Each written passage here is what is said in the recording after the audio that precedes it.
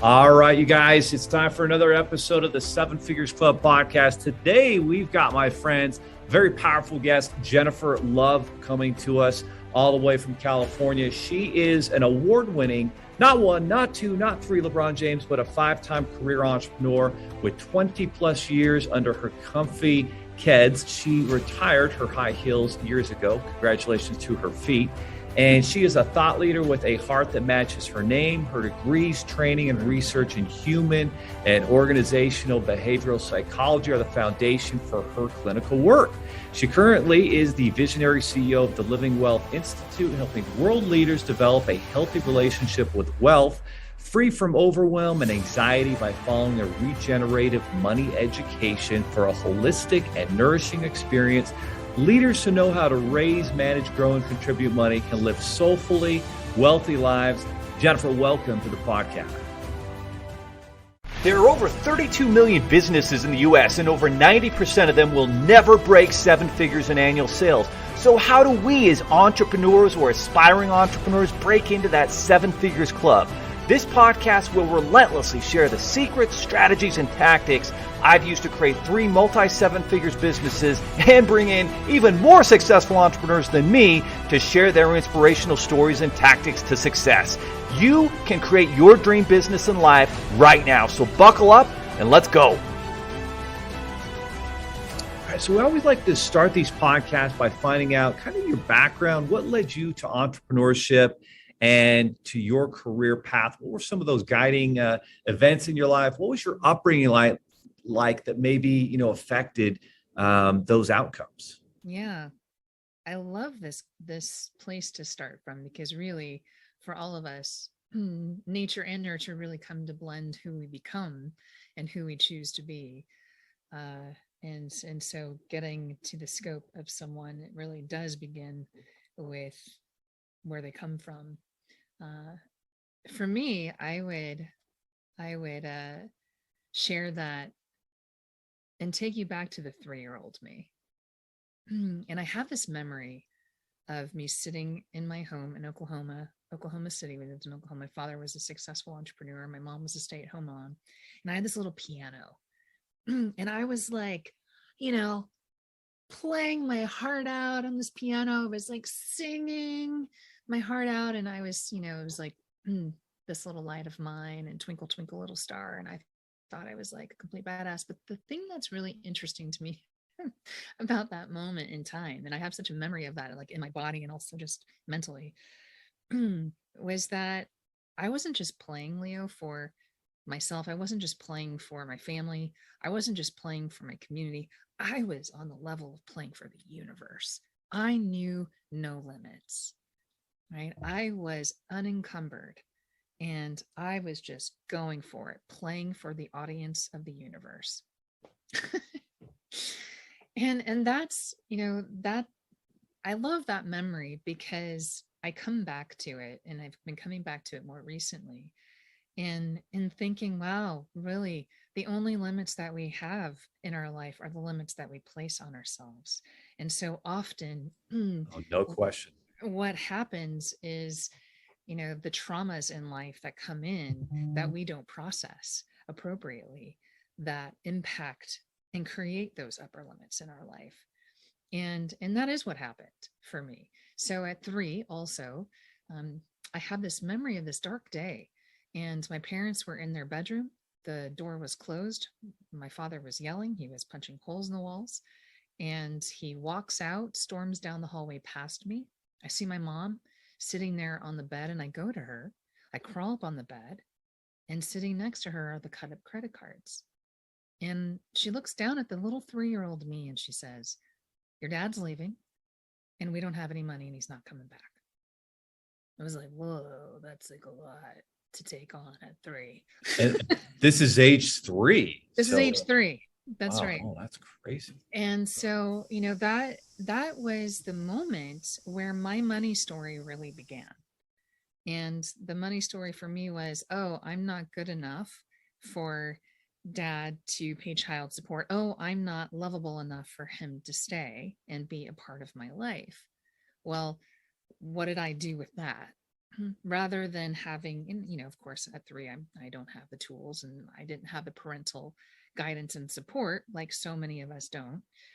So I internalized all that. I'm going to prove myself. I'm going to prove that I am lovable enough, that I am good enough, that I am, worth it.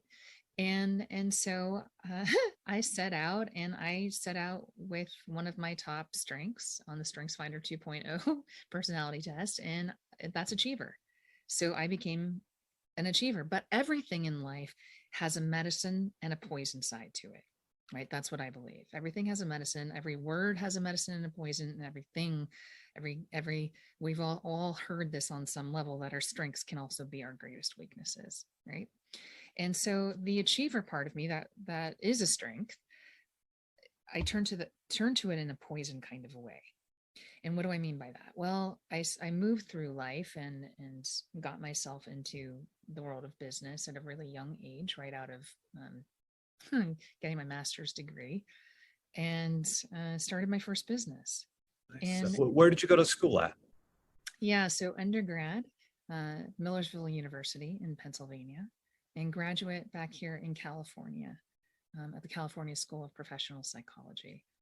Started out a PhD in forensic psychology. It was a little too dark, and ended up falling in love with the organizational and human behavior and development, and going back for the PhD in that now, actually.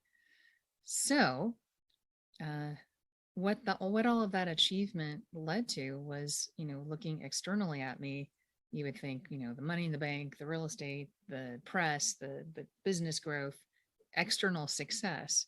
The only problem was that I got to this place where I was completely burnt out. And while I had the money in the bank, I was in what I now call emotional poverty.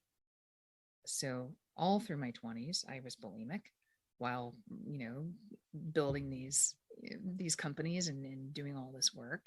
I wasn't sleeping 2 nights a week. I was drinking 2 pots of coffee a day just to keep going. Right. And my story is not an uncommon story. And I got to this pivotal point in my life where I said, whoa, like, I am not happy. Right. And I want to be happy. and so I had to hit the reset button and really take a look at my own life and how I was operating and what was operating me. And what was operating me was unprocessed emotionality, fear, anger, shame. And it all started back from that little 3-year-old. So I had to go back, and I've been in this process for so many years of processing that trauma so that I'm not being controlled in my relationship with growth, wealth, money, that I'm not being controlled by fear, anger, and shame. And what's interesting to me as more of the scientific seat, because I am a little bit of a scientist here, and those are the top 3 emotions that are associated with a low vibration around money. And what we also know scientifically is that 90% of our financial decisions are being made based on our emotions. So Leo, the bottom line is we got to deal with our shit. No question. So Jennifer, let's unpack that a little bit. So you're 3 years old, dad cuts up the cards, kind of leaves you and your mom on your own, and you guys are kind of left to fend for yourself and figure out life. What was your relationship like with money when you began to actually make some after college? It was still from this place of fear. Like I got to this place many years ago where I came to realize that I was literally looking through a lens in my life where I never felt safe. Right. So there was just this constant sense of needing to be defensive in life because of the amount of fear and anger that was running the show with me. So I was going out and achieving and growing wealth, growing my companies, but I was doing it through this lens, literally, of fear. And so do you think that if we're making financial decisions through a place of fear, that they're in the greatest good of all, including myself? No, Definitely not. Yeah. We can't, if fear is making the decisions, usually we're not making the best decisions. We're not making the best decisions for anyone. That's right. Yeah. What were some of the first industries that you were, working in and seeing success in? Yeah. So early days, automotive, pharmaceutical, uh, a lot, uh, a lot of technology, some universities like University of Hawaii. Uh, Nice. yeah. And so you started out, it sounds like you got some really good career opportunities. And when was the first time that you said, hey, I'm going to go out. I think I can do this on my own. I'm going to start my own, business or my own, side hustle, whatever it was. What was that like for you? I was 21 years old. Oh, so it was early on then. Same time I did. Yeah, 21 years old. And I was in my master's program, graduate program, and I was asked to write a business plan for a casino here in California. And because, of course, I'm a master's program, I obviously know how to write a business plan. I had no clue. And so I was like, well, sure, why not? So I took it on, and funny story is they ended up getting the funding that they needed, and that launched me into a many-year career into working with all kinds of folks in growing their businesses and getting funding. So growing their businesses and getting them funding. Wow, that's awesome. I mean, that's what we're all about is helping business owners get access to capital and financing. So fascinating. So you're growing different businesses. You're helping them out with funding. I'm just curious here. Like one of the things that you talk about here, and you've been talking about here, is the emotions.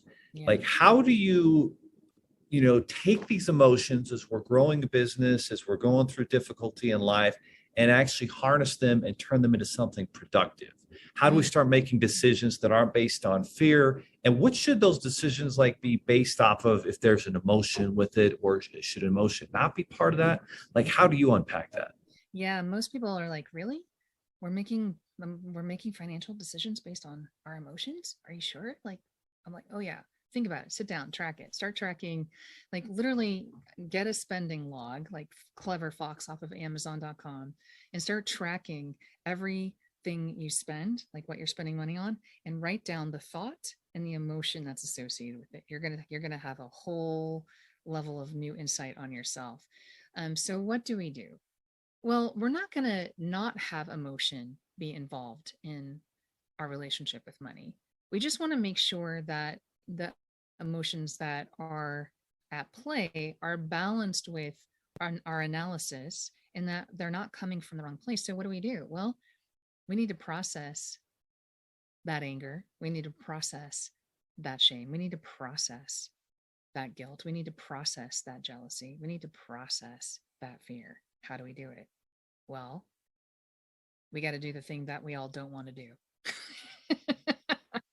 What's that? We got to go hang out with it. We got to do some serious self-examination, right? Yes. Getting into the parts of us that we're avoiding because it's so uncomfortable. It's so painful to go into those memories. It was painful to go back in and face that little 3-year-old and my father, walking out the door.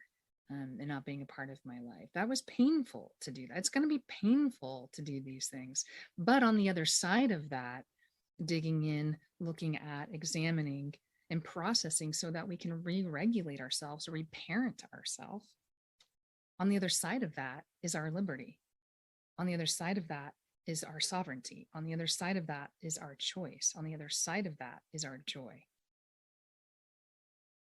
That is so fascinating. So basically you have this emotional baggage surrounding your relationship with money. We all do. And so if somebody's on the treadmill now, they're running or they're driving to their next appointment or whatever they're doing, take a minute and think, what is that emotional baggage for you related to money? For me, I'm the oldest of 9 kids, grew up in a small town in Southern Utah. And I think back to when I'm 16, my parents can't afford to get me a car.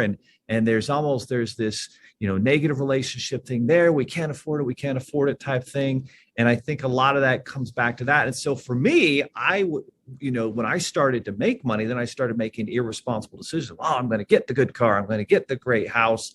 And instead of building investments and more cash flow and making some of those decisions early on in my 20s. So it's interesting. So once you identify, this emotional baggage, what's the next step? Well, we gotta process it, right? And so often what comes in to this whole process is through the work of what I call the three-headed drama llama. The three-headed drama llama, looking at like how am I showing up and being or playing a victim in my life, and therefore keeping myself stuck in the I can't do this because, right? There's no I can't. It's just a matter of how, right? Or how am I showing up and being a hero in my life, being a martyr, and I'm normalizing my own suffering to the point where I don't have anything left to give. I can't, let alone be generous in the world. Forget about tithing, but I can't even basically really hang out with you and enjoy my time with you because I have nothing left. I am so depleted. I'm so burnt out because of all the giving and overgiving that I've done. Because I've normalized my suffering. I've sacrificed myself. Or how that then ends up playing with us becoming the bully. I'm now so resentful and so pissed off and so angry because of what I feel like and how my needs haven't been met. And so now I'm bullying everyone else around and how I'm being in my business, how I'm being with my family, how I'm being even with myself. I'm criticizing myself, and that's where the inner critic really begins to show up. So I'm curious, you talk about some of the different personalities surrounding money. What are some of these personalities surrounding money? And maybe we can start to identify which personality we have and then, figure out how to process it. Well, there's the avoider, which I find that more than 50% of entrepreneurs are the avoider. It's like, yes, I'm making money. Yes, I know how to make money. I don't want to look at it. I don't want to deal with it. I'm not good with numbers. Right? I'm not good with math. I don't know this stuff. It feels uncomfortable. I'm embarrassed, right? So we're just avoiding it. Right. Isn't that crazy? I think a lot of people, as they're trying to grow a business, they look and they think, oh, the entrepreneur has it figured out. But there's a lot of entrepreneurs that are good at making money or building something. They're not good at keeping it. And there's an issue there. And that's super fascinating. So we got the avoider, and that's half. Mm-hmm. What's the next one? Well, we've got the keeping up with the Joneses, right? So these are the folks that tend to often be in massive amounts of debt. Because that was me in my 20s there, Jennifer. If only you could have found me then and just slapped the crap out of me. And so, these are the folks that are falling for the get rich quick strategies and schemes out there. Oh, and 6 weeks, 12 weeks, you can, make millions. Right. Yeah, sure. And so these are the folks who are trying to keep up an appearance. There's a pretending that's going on. They're trying to be larger than life because who they aren't even satisfied with. There's a complete rejection of self that's going on, and a complete lack of compassion and self-love for where they are. Then there's the worshipers, and the worshipers, like, for these folks, it's just never enough. Ever, like no amount of money will ever be enough. To these folks, the worshipers, money equals happiness. It's just not true. Money doesn't equal happiness. Right? And so you kind of hit that point too, right? Where you had a lot of success, but then emotionally, maybe where you're at with, family relationships isn't where you wanted to be. So how did you push through and then have a breakthrough with that? It was, I don't know if you've ever heard this term, the dark night of the soul. The dark now. That's a great term. The dark night of the Yeah, soul. it was a dark night of the soul. It was a turning inward and in a stop. Like so many of us entrepreneurs, we get to this place where we're so busy, there's so much going on that we literally cannot we're not stopping to literally process and think about what's happening for ourselves. Oh yeah. I mean, think about this, Leo. How many entrepreneurs, you know a lot of entrepreneurs, how many entrepreneurs, once they've hit a milestone, take the time to pause and celebrate that milestone? I mean, there's some that do and they celebrate too early, and then there are the Tom Brady types that it's a very quick celebration. Then they're on to the next thing, and I think there's two extremes there. I've been in the camp where I celebrate too early, and then that really hurts my momentum. And then there's the other camp where I'm in right now, where I don't take a lot of time to celebrate that, and I think there's something I'm missing there. I find through our research with thousands of entrepreneurs that 90+% of entrepreneurs are not pausing to celebrate appropriate timing their wins. And now what is this doing? Well, I'm going to put a little bookmark right there, and I'm going to stop. I'm going to ask you a direct question. And that is, when you've worked really hard, let's say for a team, for someone, you're working really hard for someone, you've done a lot, you've given your all, you've gone all in, you've contributed massively to the success of something, and that person doesn't acknowledge you for that win, for all that you've contributed. How do you feel? Well, I've been there. That with my previous business that I started several years ago, we grew up fast.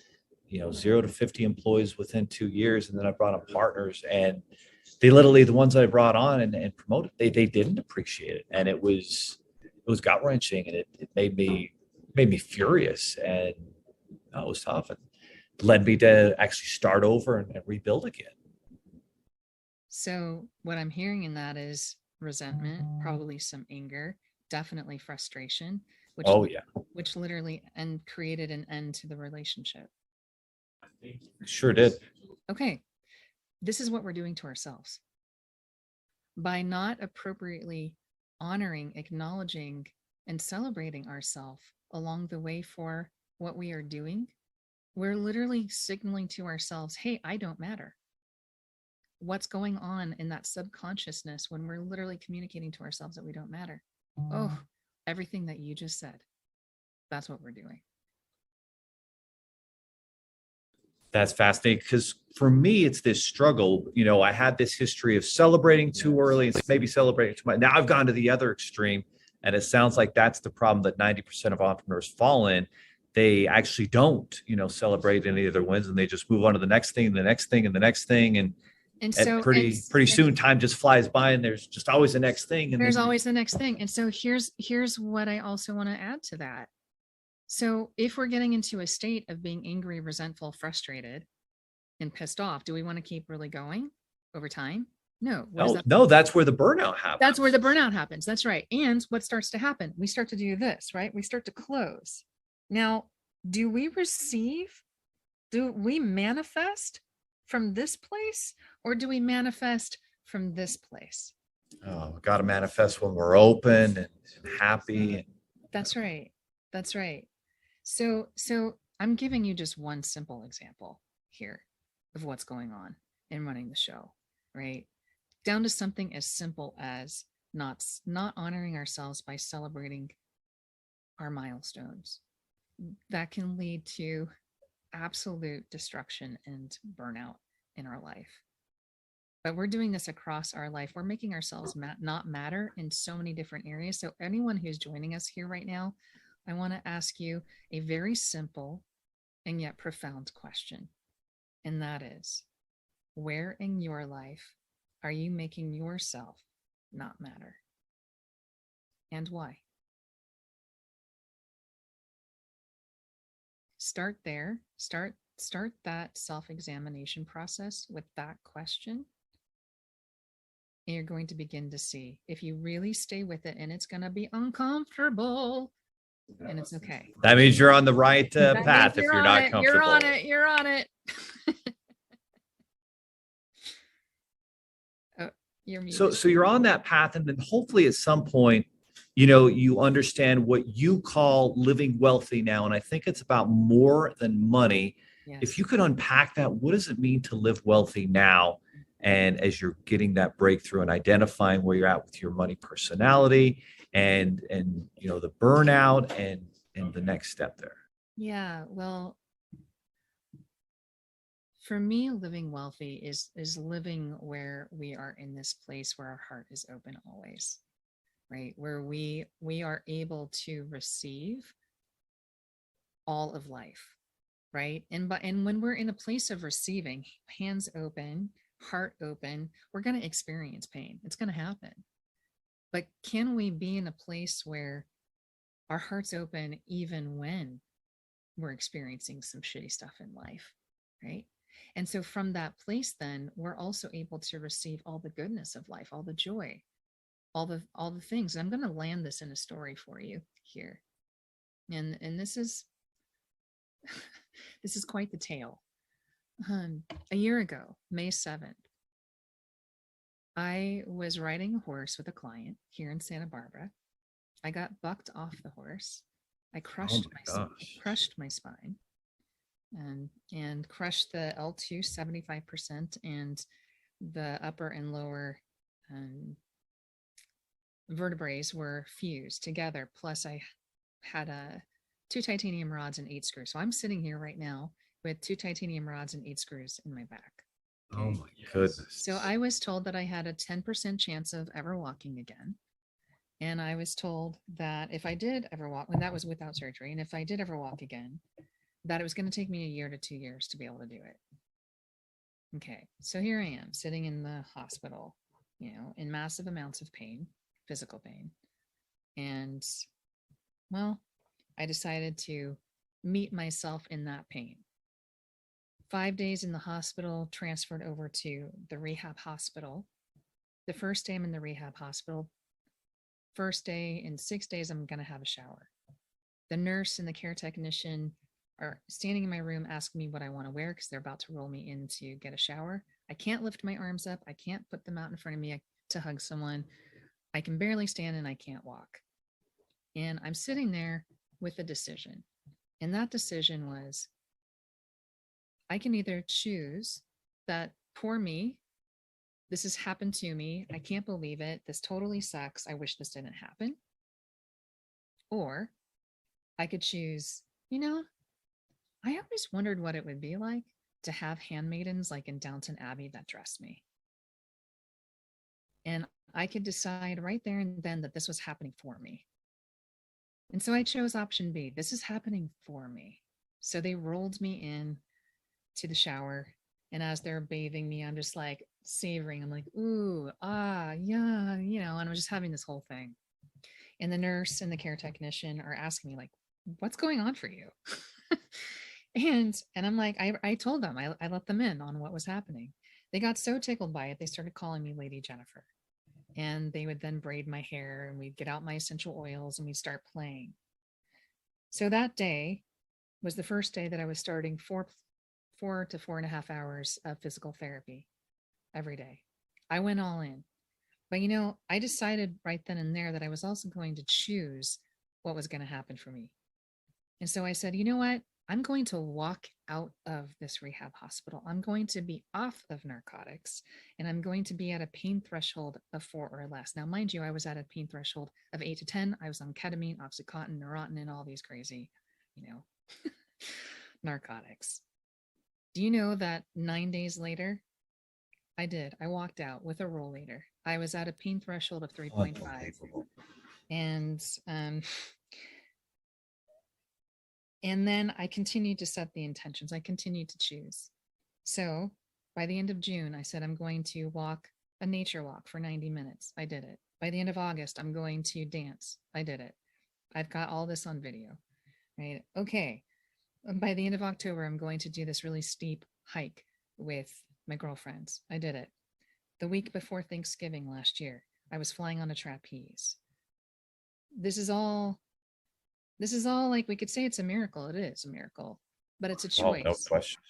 It's a choice that I made because I said, this is happening for me, not to me, right? This is for me. And the blessings that have come through from this have been remarkable.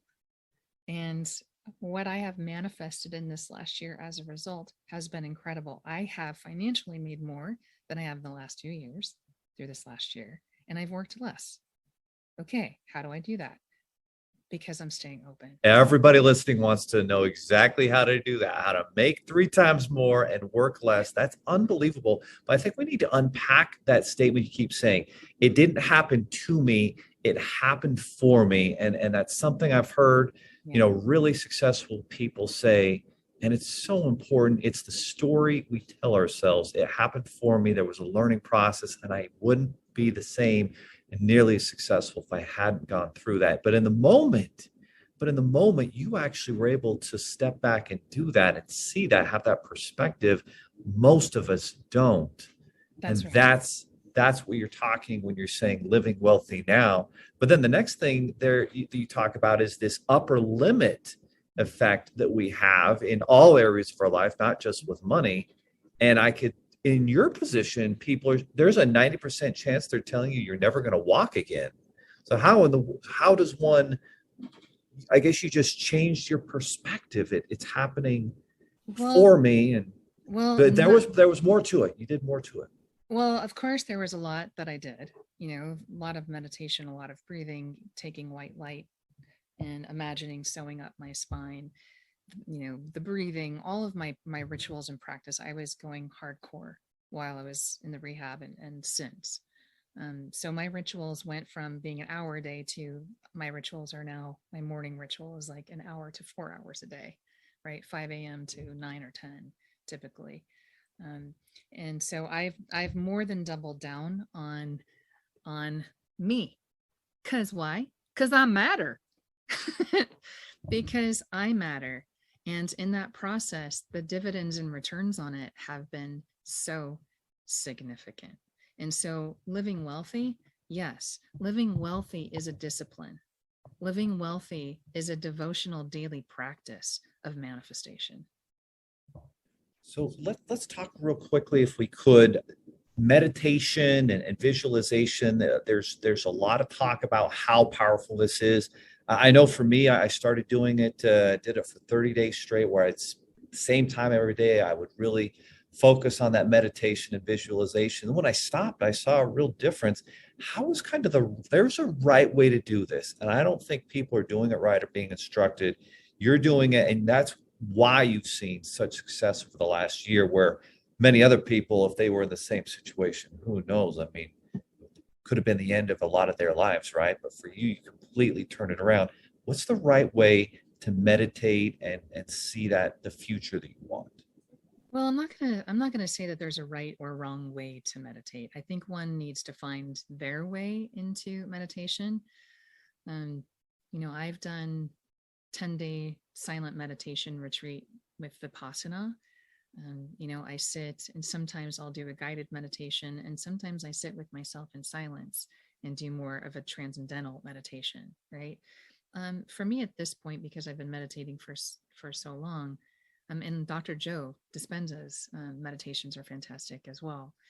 There's so many options for meditation. I think the important key is literally doing it, because the point of the meditation is to come back to self-regulation, which is part of what we need to do in order to emotionally regulate as well.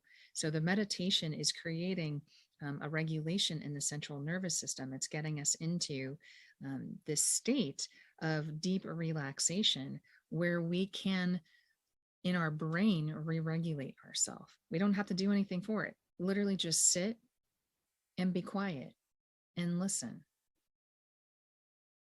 It's probably not what you want to hear, but that's my truth. It's literally about having the practice. It's not about the exactness of it. No question. Because ultimately what we want to do, the whole point of the meditation, is so that we can have our heart open, not closed. That's the whole point.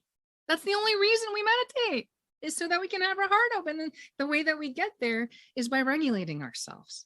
That's it. It's that simple. We're overcomplicating it. So you open up, that's the whole idea of the meditation. And then the next thing that I want to ask you is there's common themes among leaders. And some of those themes connect with money, wealth, the way we see ourselves. What are some of those issues that leaders specifically need to be aware of? Their issues around money.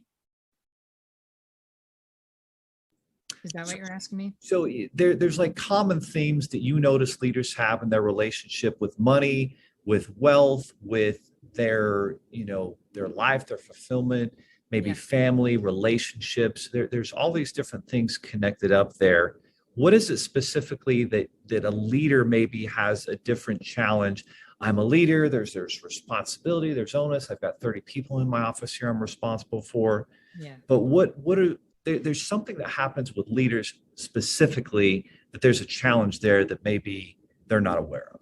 Well, I mean, one of the most prevalent and common things I see in leaders in their relationship with money is that they believe that they have to work really hard for it. Like, I have to work hard for my money. There it is. Work hard for my money, right? We've got to work hard for it. And we've got to suffer and sacrifice ourselves, our life, our joy, our freedom in order to have it. And why are we doing this? Because we're being run by fear or shame. And we think that's the way that we're going to save ourselves in our life. Let me tell you, that doesn't really work, because you're just creating a prison for yourself. And so on the other side of not having the money and being run by fear, and then having lots of money, we're still being run by fear. Why? Because now we're afraid of losing it. It's the same fear. Yep, that's true. Right. And so now we're working hard to stay in this little prison because we're closed, because we're being run by fear. Well, God, that's not a way to live our life. Come on, let's do it again. Let's push the reset button. We can do this again. We can process those emotions, and we can choose again. Every day we wake up, we can choose again. And so what's another one? Well, secrets, lots and lots of secrets, lots and lots of shame around how we're being in relationship with money. Maybe it's, I feel like I should be further along already based on how much energy and efforts and resources. Well, I've had that one before. Yeah. Definitely had that one. Like, I've got lots of sales, but no profit. Oh, okay. So that's a way we're making ourselves not matter.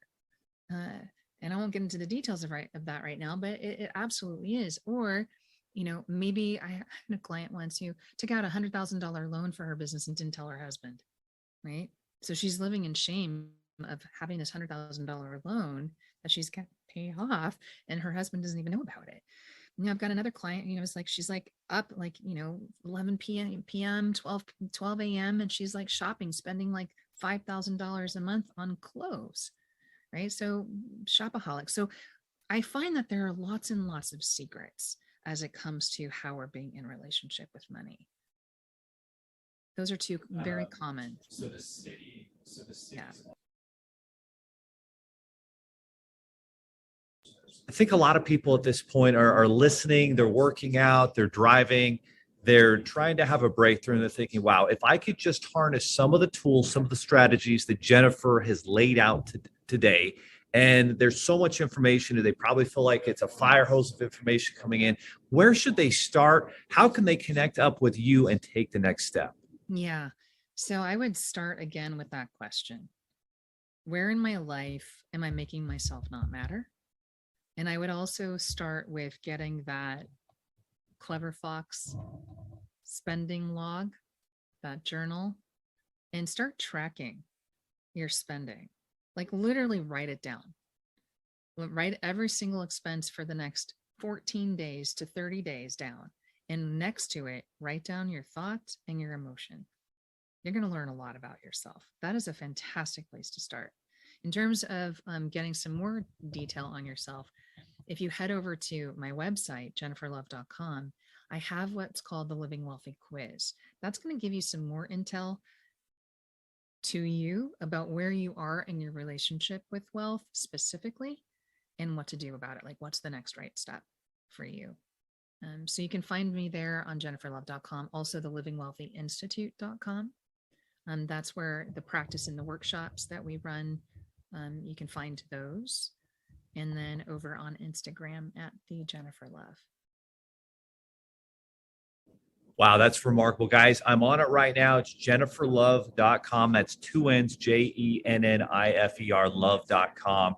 You've got the Wealthy Institute and the quiz is right there. What is the quiz going to ask you?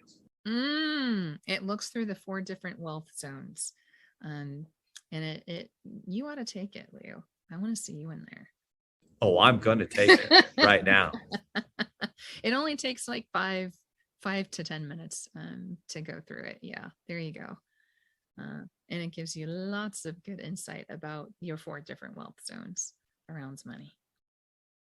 Oh, I think this is important. It says the quiz is not to bring you down. It's a fun little reality check. Important to have the reality. I'm asking you to be honest with yourself so that you have a starting place to grow from. Every single one of us can grow from wherever we are today.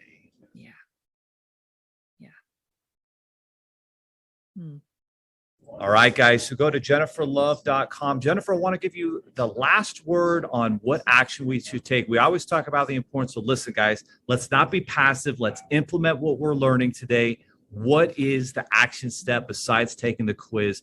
One thing someone can do today. But please, guys, go to jenniferlove.com. Take that wealthy quiz. Take action. Get to understand where you're at and listen to what she's about to say. Yeah. So if there is anything in life that I could offer to you as a gift, that is for you to reframe. Life is happening to me versus life is happening for me. If you come from the space of life is happening for me, then you will allow it. You will feel it. You will believe it. You will do it. You'll go all in. Why? Because you matter. Well said, guys. Thank you so much for the value bombs you've dropped today, Jennifer. Audience, everybody, make sure you take action. Go to jenniferlove.com, take the quiz, and we will see you next time on your journey to the 7 figures. Are you looking for more 7-figure secrets, content, or even how you can launch your own recession-proof business? Then check out 7figures.com. That's the digit 7, FIGURES.com, where we share more videos, stories, strategies, funding solutions, entrepreneurial education, and even the secret business type that's recession-proof. Thank you for listening, and if you're finding value in our podcast, please give us a 5-star and invite others to join the club.